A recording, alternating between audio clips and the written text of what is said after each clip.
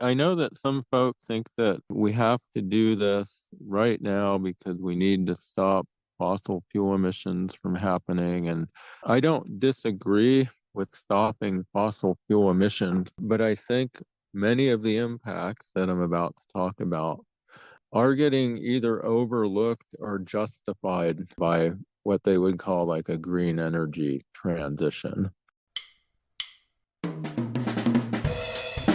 Speaking for the trees, no matter where they're from. The podcast.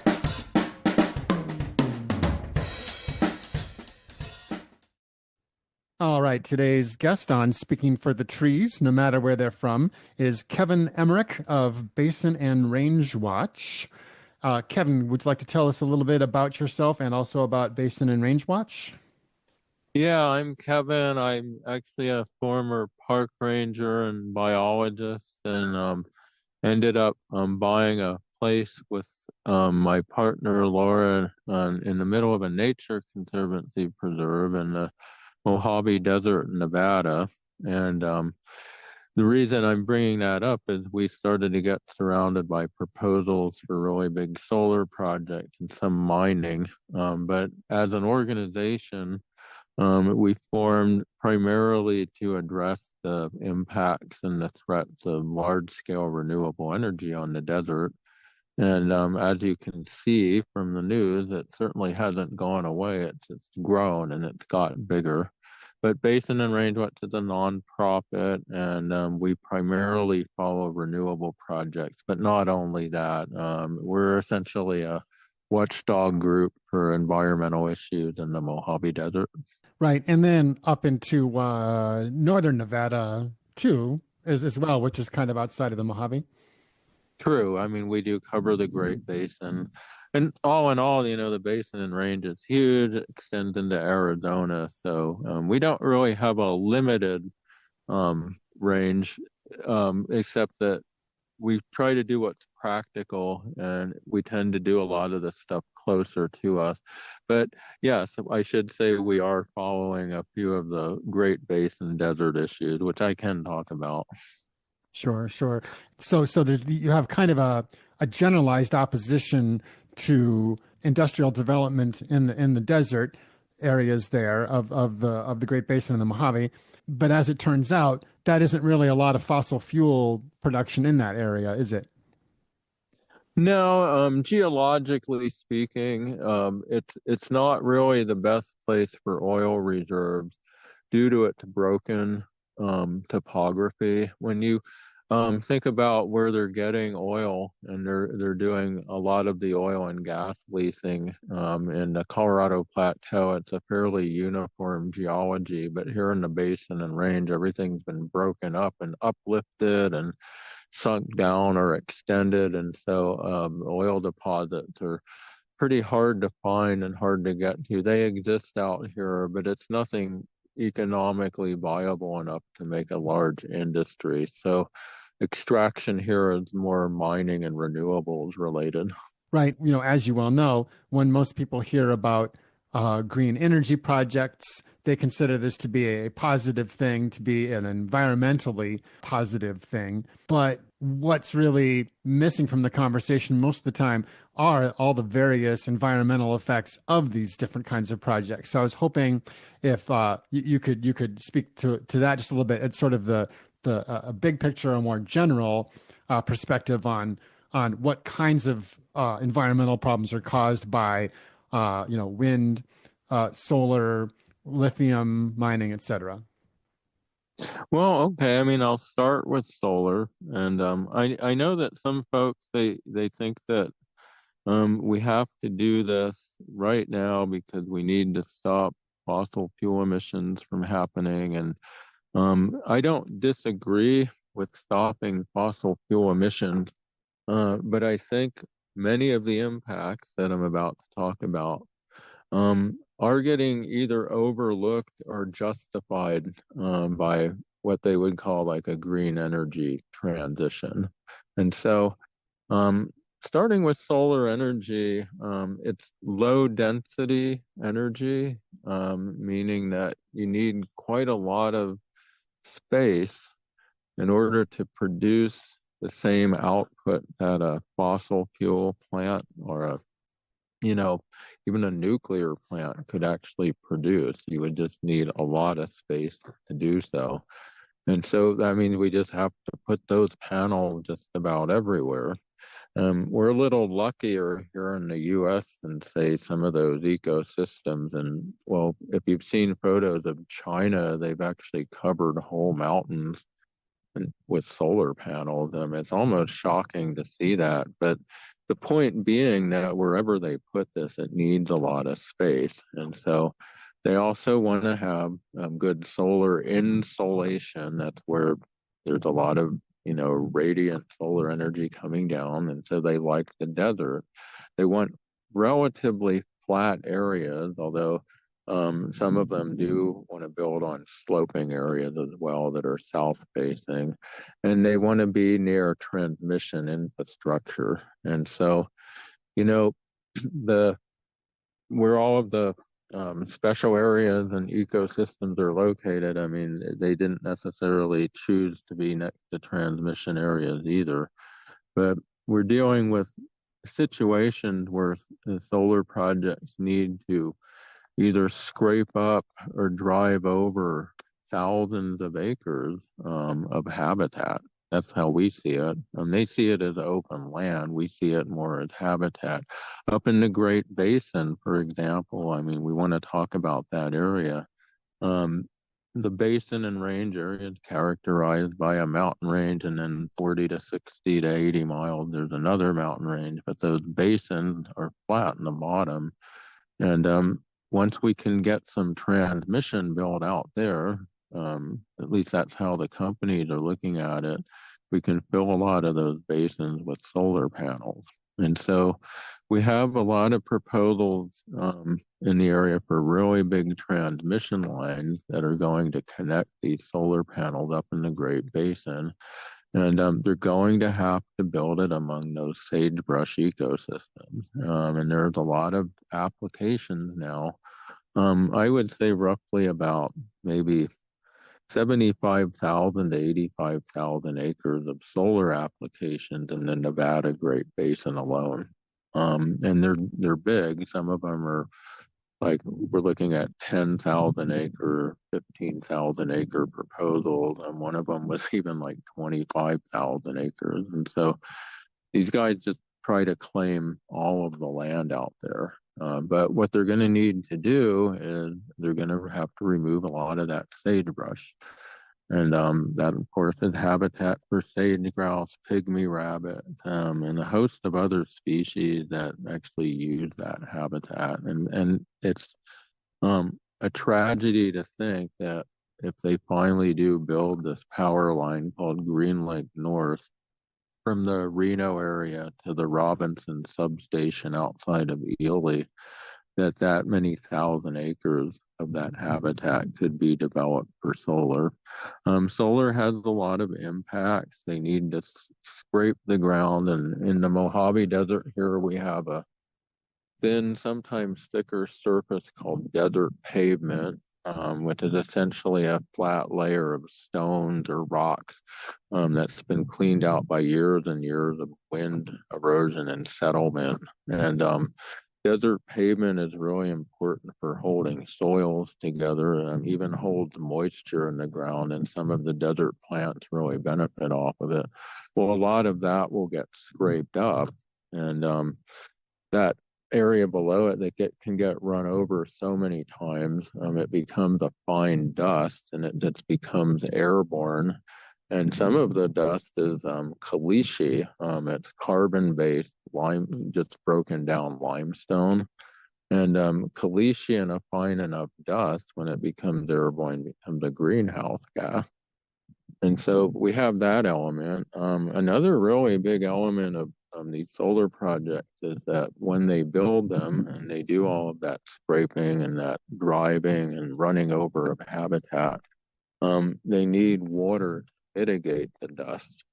And so we have a cluster of solar projects down in the Mojave Desert here, south of Pahrump, Nevada. And there's roughly 29,000 to 30,000 acres of either developed projects or proposals that collectively would need about 5,000 acre feet of water in order to construct them. And so they're proposing wells near the solar projects, but those would also be near spring areas or underground or groundwater areas I'm sorry, that have groundwater close to the surface that support a lot of mesquite and other phreatophyte plants. And so there's quite a bit of pressure to develop a lot of that. There's also birds. This is a problem with wind turbines as well.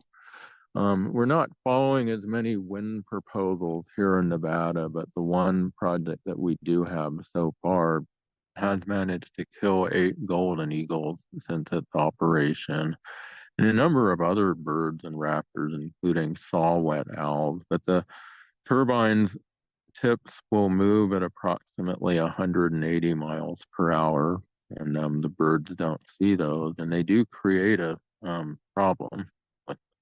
In solar energy, we have the power towers that were built. Those are the big thermal plants that are radiated by mirrors, but they create a solar flux that actually burn birds in midair. Unfortunately, there are no proposals to build any more of those that I know of, just because they're really expensive and pretty inefficient. And they're pretty even recognized as pretty bad for the environment.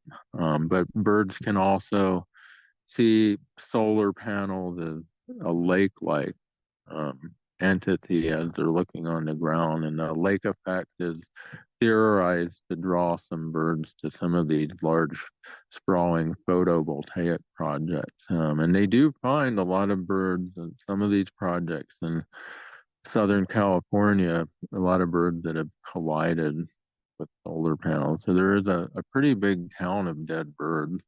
The solar industry says there's really not enough evidence to prove all of that. But we talked to some biologists that tell us they find buckets of dead birds from some of these projects. There's also the people factor.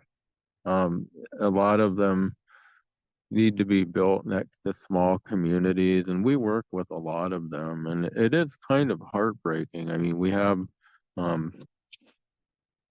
some projects that want to build, like less than a quarter mile, just a few hundred feet from people's homes, and it just becomes a really big deal, and they get worried about the water too.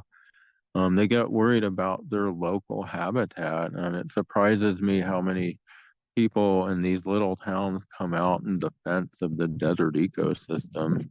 You may have heard of the project outside of Boron, California, that they're chainsawing down about 4,200 Joshua trees. That's another huge impact. It's like a removal of the native plant. So we have a number of impacts I could keep talking about, but I think I'll leave it at that for now.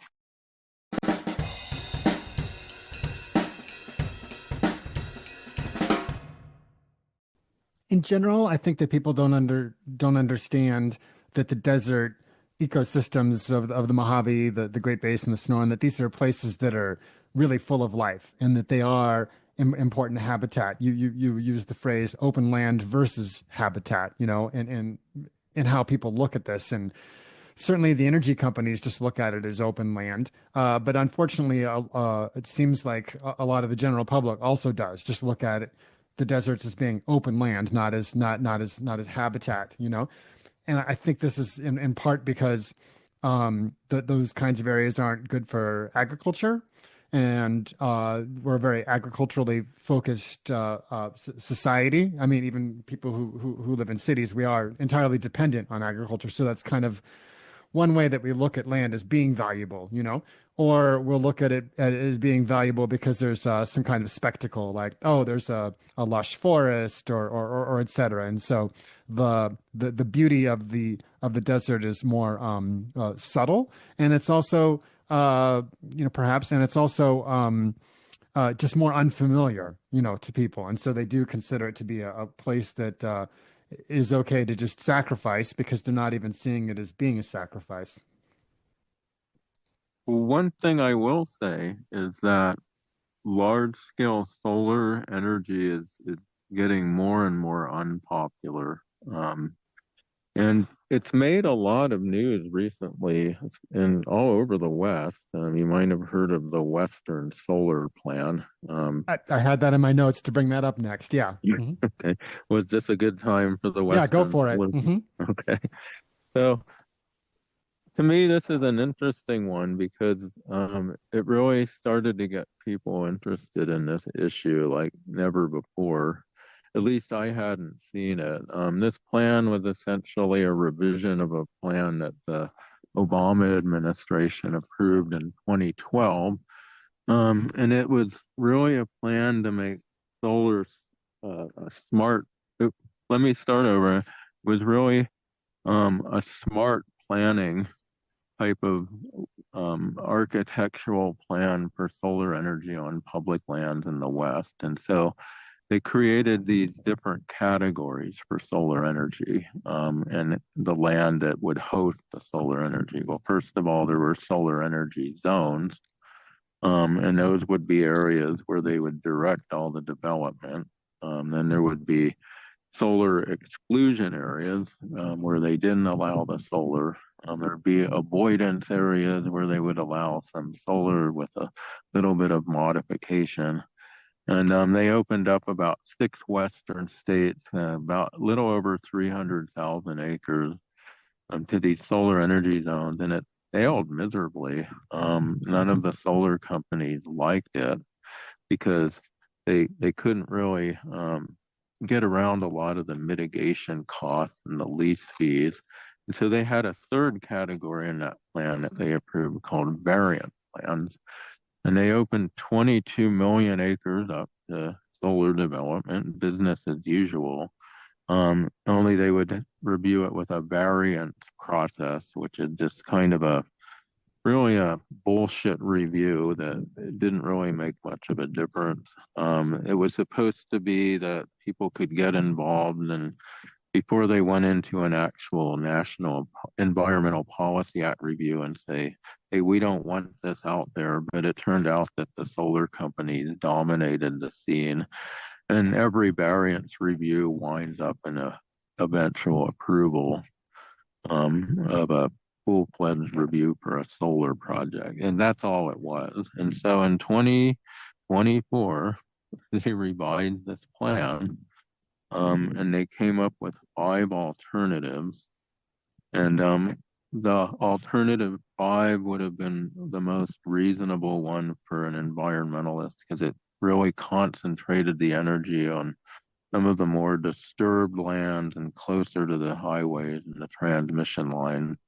And it freed up the least amount of land. But the solar industry and a couple environmental organizations really fought that.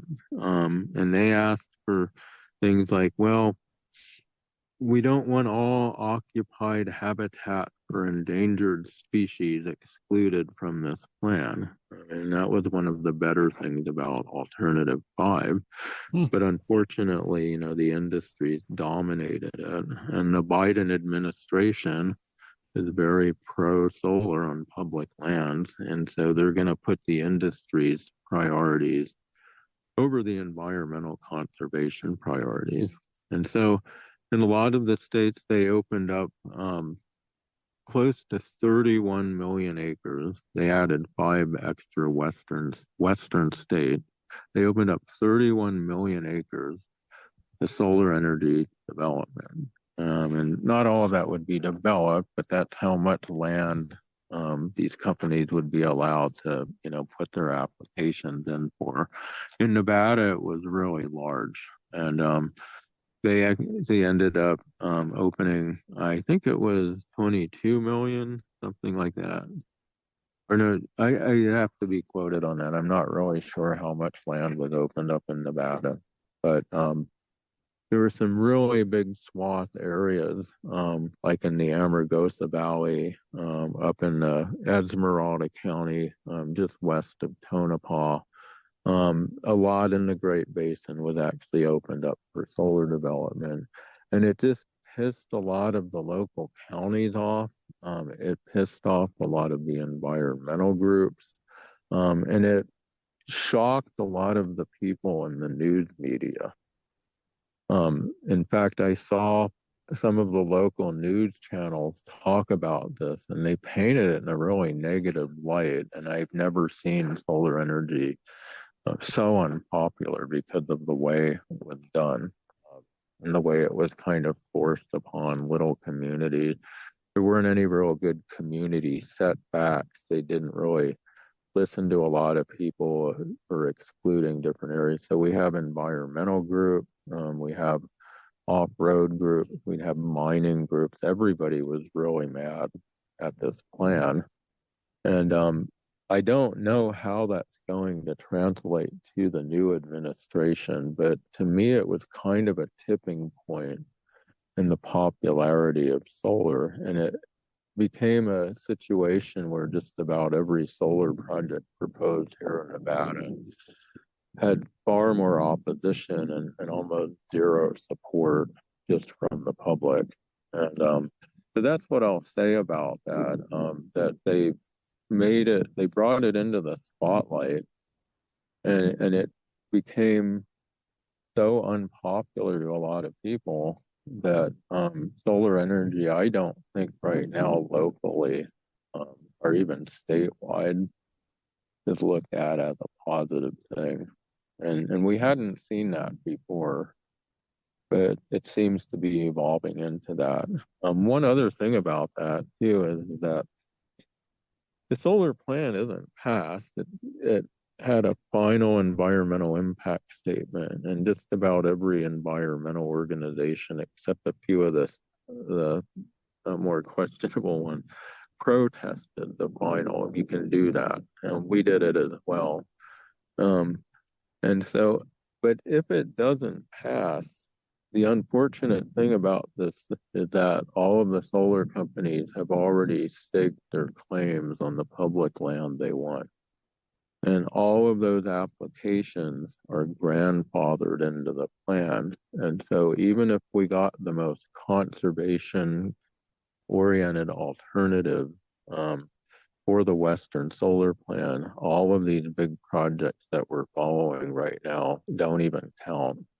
And so to me, it's more of a show, the plan. It's more of a sort of a decoy to get people's minds off what's really happening. But it backfired on this particular administration with a really big media backlash.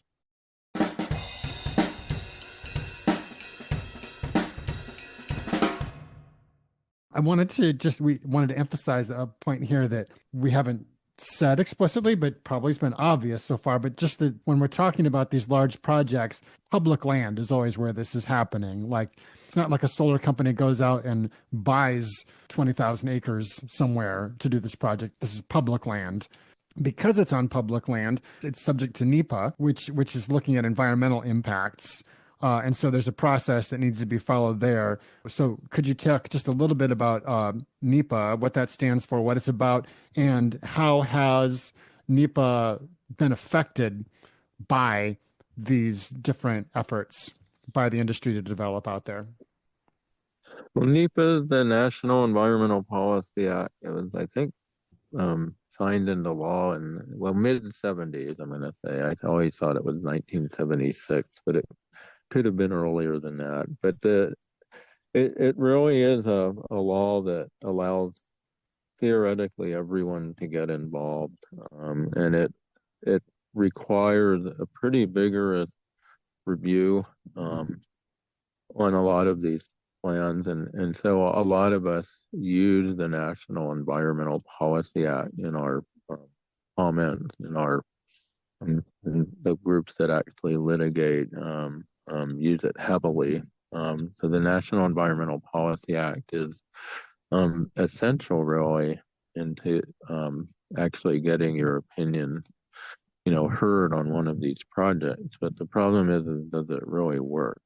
And if you ask, well, how did the project have, how has that been impacted? I mean, it's complicated. I mean, in the 2018s or so, back in that day when we had the Donald Trump presidency, he really attacked the National Environmental Policy Act, or his administration did, and they really attempted to weaken it. And what was ironic about it, that got praise from the renewables industry. The American Wind Energy Association said it was really a smart thing to do, and they thanked him for that. We have the Biden administration that restored a lot of those, setbacks that were attempted, which was good, but at the same time, they're just allowing everything to go through. In my opinion, they're undermining the laws by just always approving these projects and always finding a way to either mitigate it or justify it as some part of the greater good.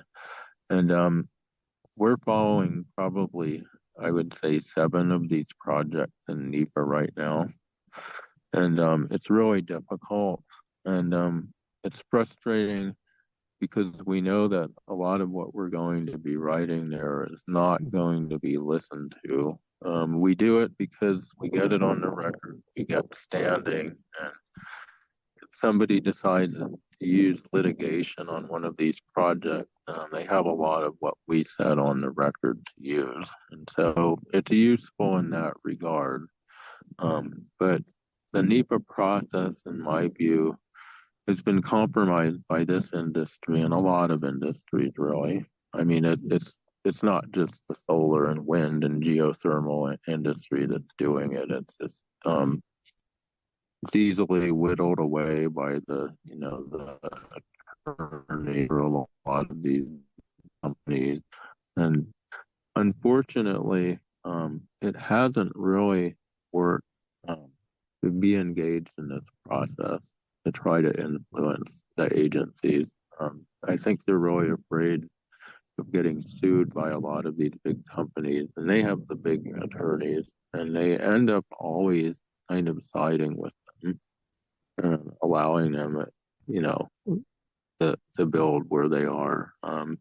If there's a big giant public outcry about some project, sometimes you can be successful, but for the most part, NEPA is just a tool that we use to, potentially get involved in a litigation on a project at this point.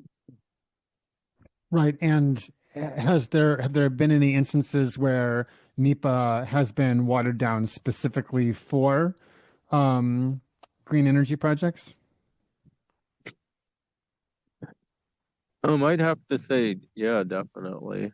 When they use a lot of the guidelines for the BLM, they've tried to get around them a lot. Like they have to fully evaluate how a project will be affected visually, and sometimes they'll, not require the proper surveys at the proper time for the different biological resources, and so we'll get some pretty weak reports in that regard. I'm trying to think of some examples off the top of my head where they have, and one of them is that there's that one of the projects in Pahrump Valley relied on some pretty outdated desert tortoise surveys to approve, permitting this project, and they grossly undercounted the desert tortoises. The surveys were conducted in like 1990 or 1991 on a pretty dry year. And so they underestimated the density of the population. And then when they developed the project, they ended up getting about 3 times as many as they predicted. And it turned out to be a pretty big disaster. And had NEPA fully evaluated something like that, it could have ended up differently. maybe that could have resulted in avoiding the area. You never know. Right. Yeah, you mentioned the desert tortoise, so I think maybe just let's give the desert tortoise a minute or two here because I think it's such an amazing species. Hasn't the desert tortoise been around for several million years, maybe as long as 15 million years since the area was much wetter, even jungle-like? Yeah, I don't really have that number memorized, but yes, the desert tortoise has a very long history in that particular area, probably as like kind of a bigger, more gigantic animal at the time.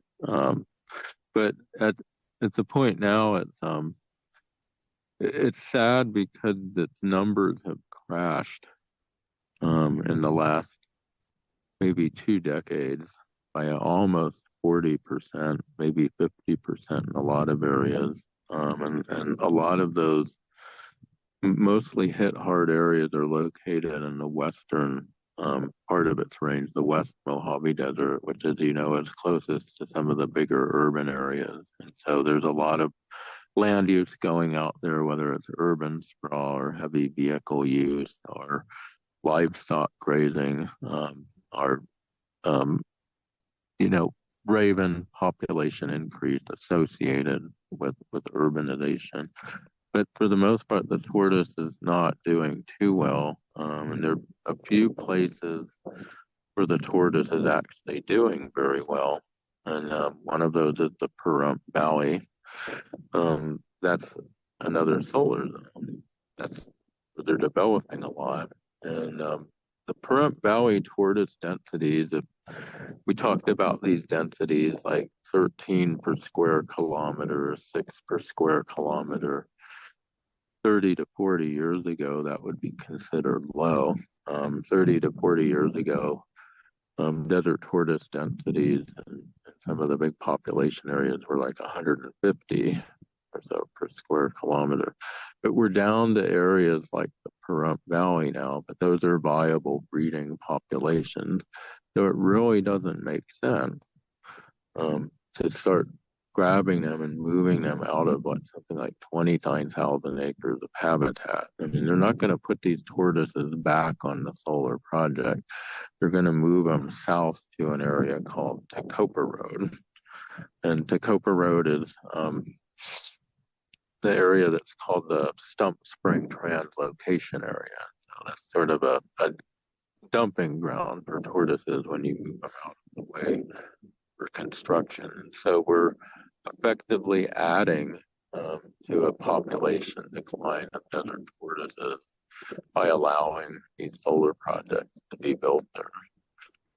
I wanted to also say, when you talked about the NEPA violation,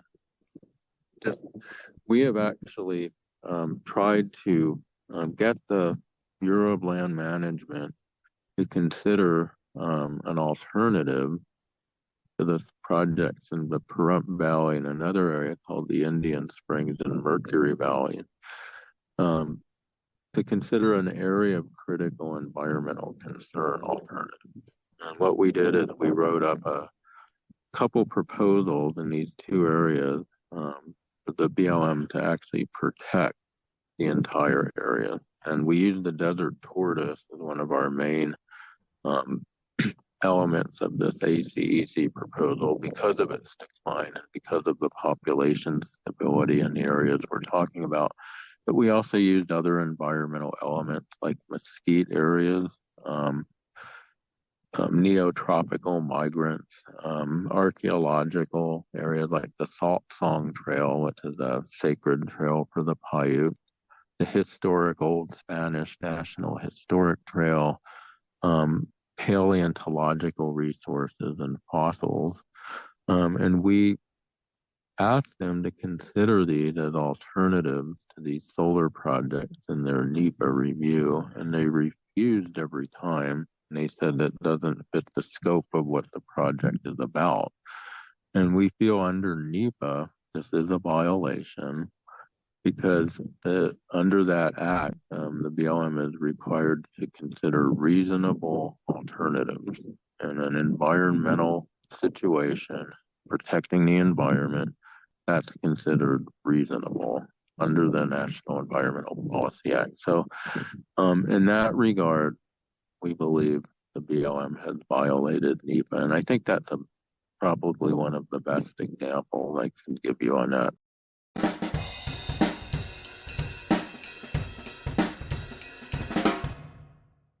As you'll recall, I sent you an email requesting to talk to you about the incoming administration before the election, because I knew that no matter what the outcome of the election was, it was going to have an effect on these kinds of projects.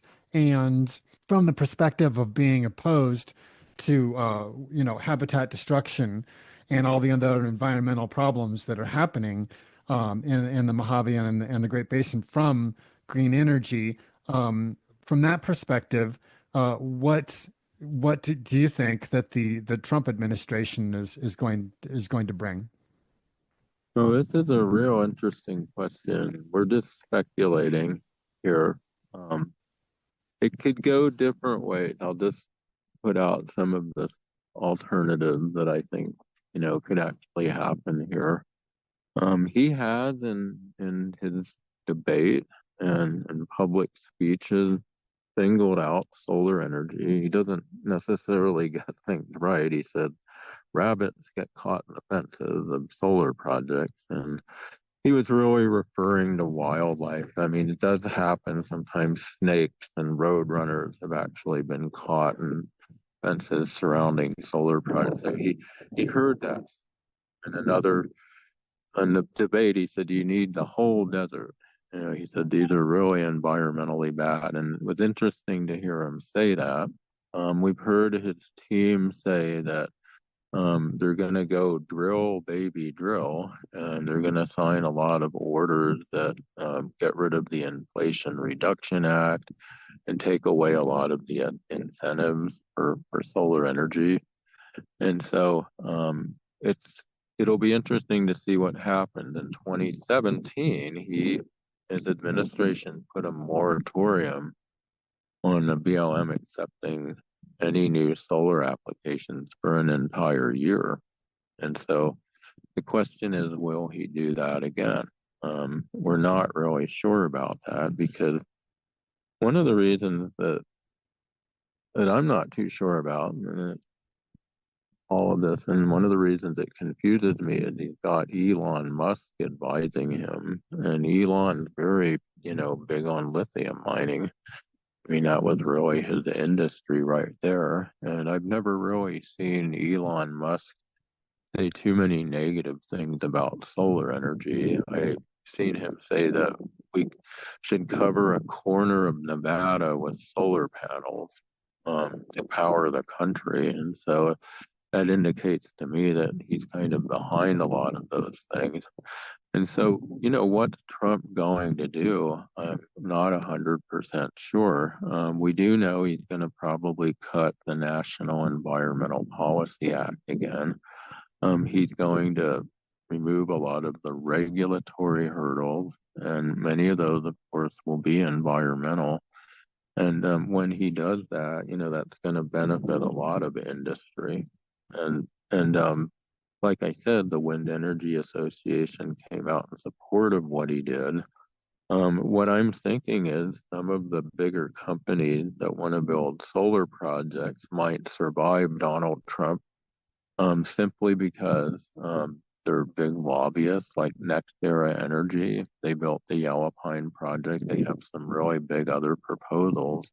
There's EDF Renewables. They're the largest utility in France, and they build nuclear plants mostly, but they have a U.S. solar company over here, and they've got a lot of proposals as well. They're really well funded, and a lot of them can build these projects without a lot of the incentives and the goodies. One thing I wonder, though, is will Trump put more tariffs on solar panels? because we do know it's still cheapest to import these from China. The Biden administration put the tariffs on there because of the way the workers were being treated. We don't think Trump would really care too much about that, but he's kind of a buy American person, and that might be a way he would foil the solar industry, and that would hurt them economically. And so, but my question is how much would Elon Musk influence him into permitting more renewable energy? One interesting thing about the Trump administration is they came up with the executive order to expedite the development of critical minerals. I mean, the term critical minerals came up under Trump, and so that includes lithium, a lot of different things, copper. There's a lot of critical minerals out there. And The Biden administration never rolled that back. They just held on to it. They turned critical mineral mining into a justifiable renewable energy industry. And let's face it, renewable energy does need those minerals. And so Trump's certainly not going to roll back critical minerals. I mean, he's going to fight any reforms to the mining laws of 1872. So green energy mining will probably survive, maybe under the guise of something else. But those are just some speculations of it. The outgoing Biden administration is putting on a big rush to approve some of these projects before the new administration takes over in January. So we have both these competing administrations, working on their plans for public lands, and I'm hoping that we do get some rollbacks on solar projects from the Trump administration. I'm not happy at all that we're going to get 4 more years of these people, but I'm hoping there are at least some benefit that occur from it. But time will tell. Yeah, absolutely. I mean, I think we can all agree that overall, environmentally, the Trump administration is likely to be just terrible, horrific across the board. But that there is within that context, there is a possible silver lining that yes, maybe some of these large solar projects would get canceled or put off for now. And even if they're just put off, that's a few more years that the creatures who call that land habitat get to be there, and that's that much longer to see if we can save it permanently.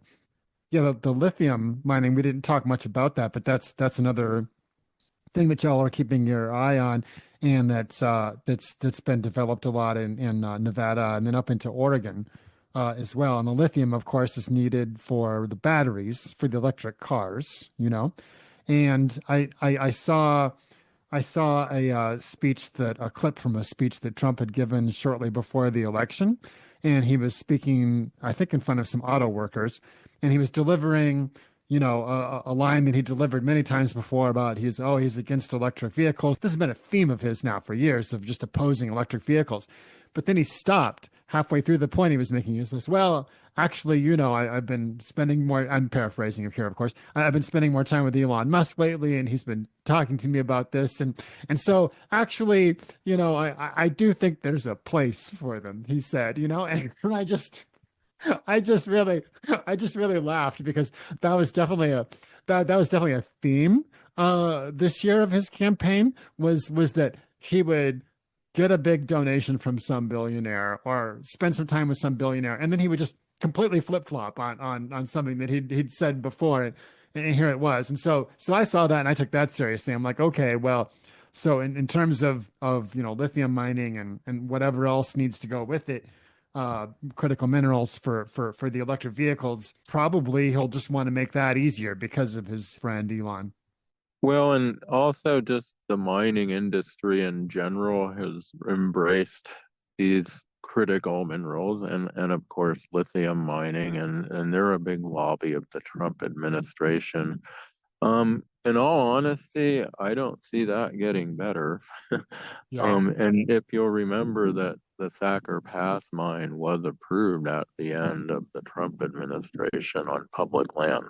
And right. so, and they did their part in streamlining that review as well. And I was part of that lawsuit, so I saw them. It was really frustrating to watch it. But unfortunately, the next administration didn't do much to change what they did. So I think lithium's here to stay because of Elon and because the electric vehicle industry is not going to just go away. Lithium was also needed for large scale solar batteries, and they actually do use quite a lot of it. And this is a side note. A lot of the solar plans, they don't even talk about what might happen if some of those start to burn, and that could happen out there. And that's a pretty big impact that I didn't talk about earlier. But back to Trump, I do agree with you. I think that the electric vehicle industry has gotten too big, really, to just go away. And I just don't think he's just going to be able to crush it like that. But again, we'll see what happens. Maybe I'm underestimating him. I mean, what I hear is scary. I mean, mass deportations is like a overhaul. I mean, he's going to get rid of all these federal agencies, and I'm hearing some pretty strong stuff from the source. And so I'm not walking into this, all happy and thinking Trump's going to help us. A lot of the people in these little towns around here voted for him for that reason. And I hope he does come through. But the problem also here in Nevada is developing renewable energy is in the state constitution.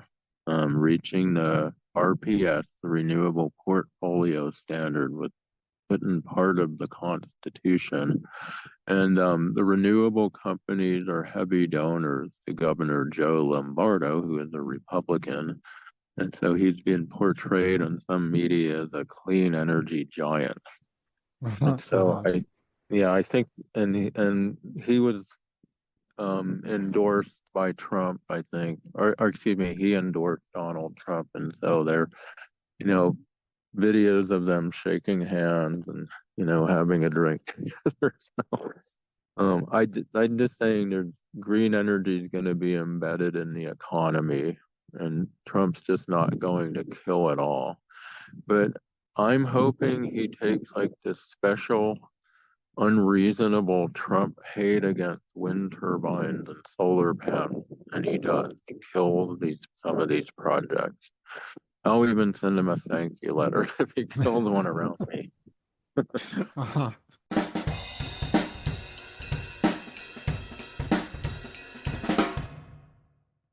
It seems like at the federal level, especially with, Project 2025, which we didn't mention, but I'm sure you're familiar with, it seems like at the federal level, it's hard to do much because there's some big forces that are in motion there and some big interests. But even with that being the case, do you think that progress can still be made to protect places and to push back on some of these projects at the local level? That's a good question. I will say about some of the local people I work with, solar energy got them to admit how much they like nature and groundwater and springs and archaeology sites and that sort of thing. And so on a local level, that might be all we have.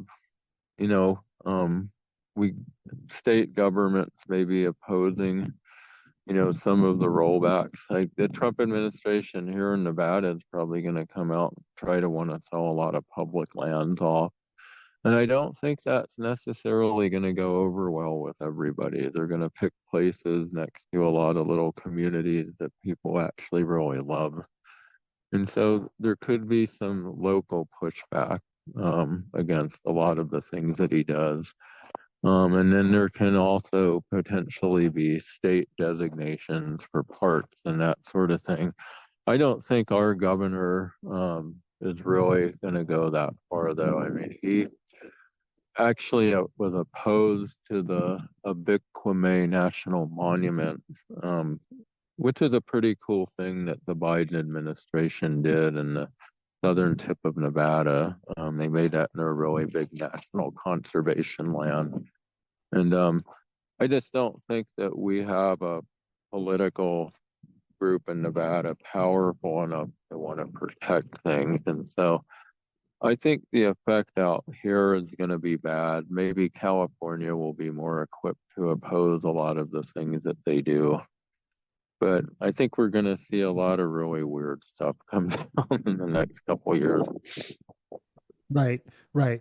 I guess I brought the topic up to just in part to make the point that, for people who are, rightfully, concerned about the incoming administration, and who do feel strongly that they want to protect places and this and that the best place for them to put their energy is on some local issue or campaign. Yeah, I think that there are a lot of ways you can get involved in that. Yeah, I mean, raising a group of public citizens and lobbying for that thing with local senators and stuff could really, I think, be helpful. Maybe that's the way to do things now.